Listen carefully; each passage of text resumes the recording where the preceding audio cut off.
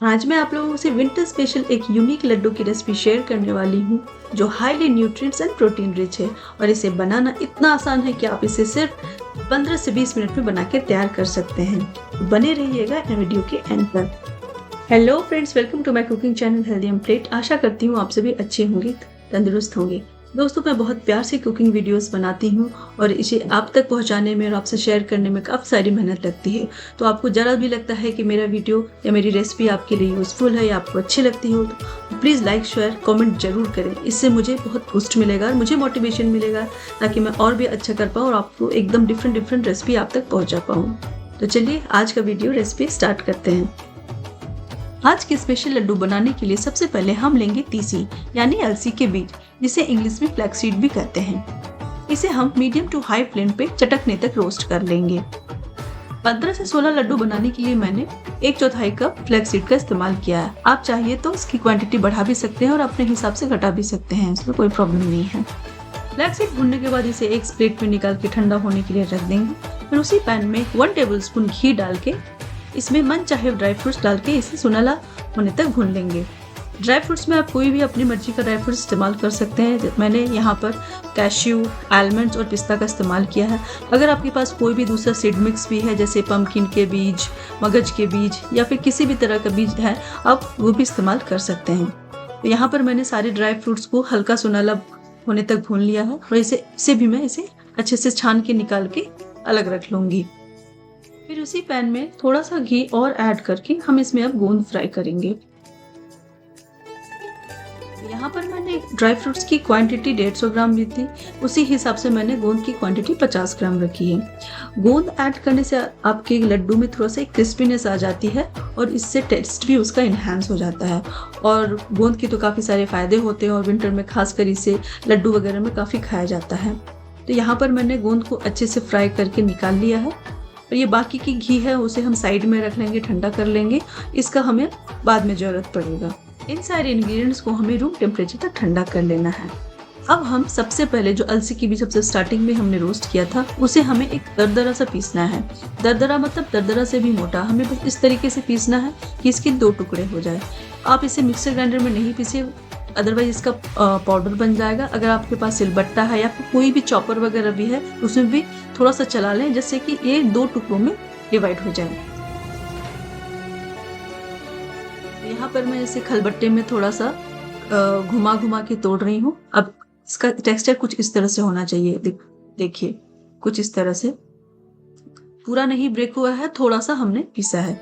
उसके बाद हमने जो भी ड्राई फ्रूट्स रोस्ट किए थे उसको एक बारीक काट लेंगे। आप चाहिए तो इसको मिक्सर ग्राइंडर में पीस सकते हैं अगर आपको खाने में प्रॉब्लम है, लेकिन मुझे इसका टेक्सचर जब कटे हुए रहते हैं ड्राई फ्रूट्स जो दिखते हैं तो अच्छा लगता है, लड्डू में प्रेजेंटेशन अच्छा लगता है उसका, तो इसलिए मैं इसे बारीक चाकू से बस काट ले रही हूँ। नेक्स्ट हमें लेना है गोंद जो हमने फ्राई करके रखी था, उसे भी हमें बारीक पीस लेना है। आप चाहिए तो मिक्सर ग्राइंडर का इस्तेमाल कर सकते हो, अदरवाइज मैं यहाँ एक ग्लास की मदद से उसके बैक साइड से इसे पीस ले रही हूँ। अगर आपका गोंद बहुत अच्छे क्वालिटी का है, बहुत अच्छे से ग्लास की मदद से पीस जाता है। नेक्स्ट हमें लेना है चना, रोस्टेड चना छिलके वाली। उसमें हम डालेंगे थोड़ी सी इलायची और ग्राइंडर में डाल के इसे अच्छे से पीस लेंगे। तो अगर आपके पास बिना छिलके वाली भी है तो आप किसी का भी इस्तेमाल कर सकते हो, बस हमें रोस्टेड चना जिसे सत्तू भी बोलते हैं उसको यूज़ करना है हमें। तो हमें चना को बहुत बारीक नहीं पीसना है, इसका हमें बस दरदरा सा पाउडर जैसा बना लेना है। तो देखिए इसका टेक्सचर कुछ इस तरह से होगा। तो इसे साइड में रख लेंगे। अब हम लड्डू में मिठास और बाइंडिंग के लिए ऐड करेंगे डेट्स। तो आज की रेसिपी में ना ही हमने चीनी ना ही हमने गुड़ का इस्तेमाल किया है, हम सिर्फ डेट्स का इस्तेमाल करेंगे। तो क्वांटिटी वाइज आप जितने भी ड्राई इंग्रेडिएंट्स आपके जितने थे उतना ही टोटल आपको डेट्स लेना है। तो मेरे सारे इंग्रेडिएंट्स मिला के 500 ग्राम हो गए थे, तो मैंने 500 ग्राम डेट्स का इस्तेमाल किया है। बस यहीं पर मापदंड आपको देखना है इंग्रेडिएंट्स की क्वांटिटी का, कि जितने भी ड्राई इंग्रेडिएंट्स हैं उसका इक्वल हमें डेट्स लेना है, तभी आपका परफेक्ट मिठास आएगा और बाइंडिंग भी अच्छी होगी। तो यहाँ पर मैंने डेट्स को भी मिक्सर ग्राइंडर में अच्छे से पीस के उसे थोड़ा लूज कर लिया है और जितने भी उसमें जो लम्स होते हैं उसको लूज करके, और जो ड्राई इंग्रेडिएंट्स है सत्तू और गोंद उसमें मैं ऐड कर ले रही हूँ।